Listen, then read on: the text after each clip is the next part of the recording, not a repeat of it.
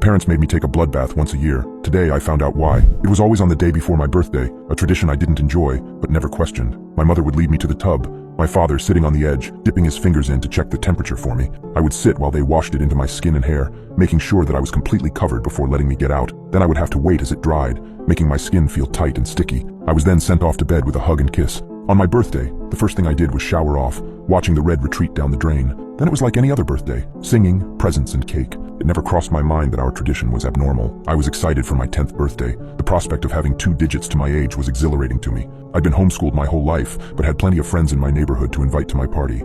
I was asking my friend Jimmy if he was going to be able to come when I caught a glimpse behind the veil. "Ah, man, I have to go visit my cousins on Saturday, but maybe I can play with you the day before," he had asked. I thought about it, but knew that my annual bath was due that day. Disappointed, I explained to him why that wouldn't work. "Shucks, that's the day I have to take my bath," I told him. "Okay, well, maybe after that?" "No, I'll be all sticky, plus all the blood gets on everything." I could tell by his expression that I had said something wrong. He went running his mouth to everyone, calling me a vampire and upsetting both of our parents, albeit for different reasons. That night, I had the first discussion about the bloodbaths with my father. He sat me on the couch and got real serious. "Now, Ben, today will be the last time you ever talk about the baths you have to take," he stated sternly. He went on to explain that not everything we did was considered normal, and that by keeping it to myself, I was doing us all a favor. After that discussion, I became more curious. It was intriguing to me that not everybody had to take these baths. As I aged into a teen, I started doing what all boys do. I rebelled, and hard. Since I didn't go to school, I tried even harder to fit in when I was around my friends. I smoked, I vandalized, I stole alcohol from my parents. Some of it could be attributed to peer pressure, but a lot of it was my own choices. I wanted a reputation, wanted to be revered as some sort of anarchist.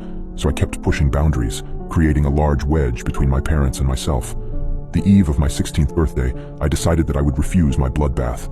I was lying on my bed, listening to music and reading, when my mother came in to tell me they had gotten it ready for me.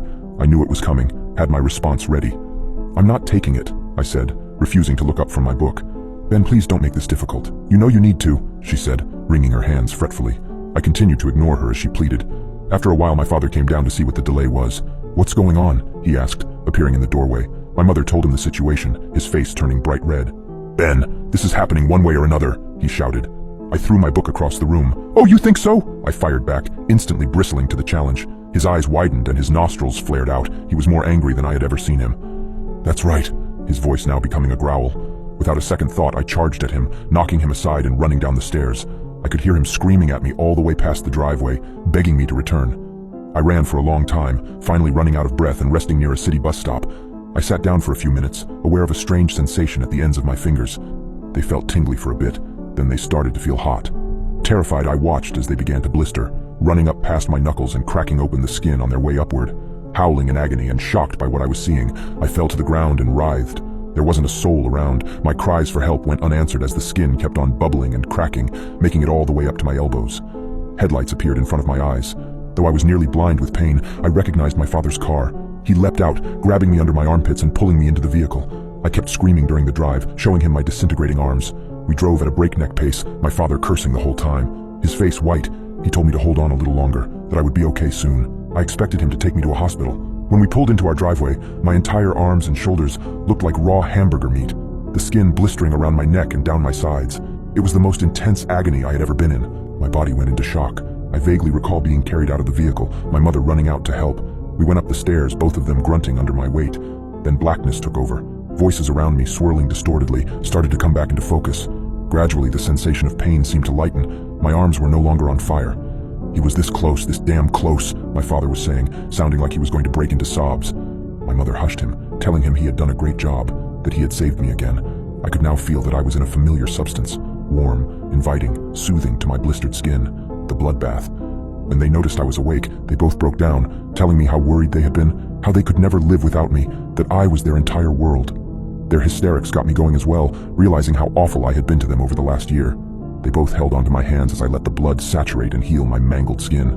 The next year I had learned my lesson. My father prepped the tub for me, giving me a half smile as I thanked him after he told me it was ready. I never asked why I had to take them. I never asked where the blood came from. It just seemed like something that we all knew was better off left alone. Which brings me to this year. My father, who is now in his 60s, sat me down again. "Ben, it's time you understand some things." He went on to explain that late in my mother's pregnancy with me, she started having complications. She was on bed rest for a while, barely able to move. She delivered me 2 weeks before her due date, slightly underweight, but very sickly.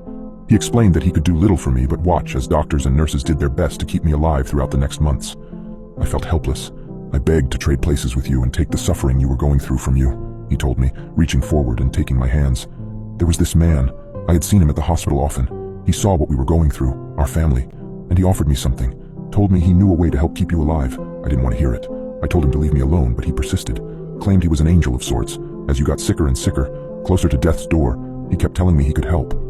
I shook my head. This was a lot to take in, all new information to me. My father continued, tears spilling from his eyes as he went on. Ben, I was desperate. I loved you so much. I couldn't lose you. I gave in, asked him to help. I begged, told him whatever he had to do it. He smiled at me, told me he would save you, and just like that, you started to get better. I was shocked, the doctors even more so. We went home. You were healthy. It was a miracle. He wiped his eyes, leaned backward, trying to gather his thoughts, then looked at me. It was just before your first birthday when I saw the man again. It seemed like he had come out of thin air. He said the only way for you to stay alive was to give you your baths each year. I didn't believe him at first, but then we saw what was happening to you, to your skin. It was just like what happened when you were turning 16, only then it was much slower. He spoke shakily. So I did what I had to do. I spilled the blood. I filled the tub, and I have done it each year since. I'm sorry, son. I wish things had gone differently, he finished.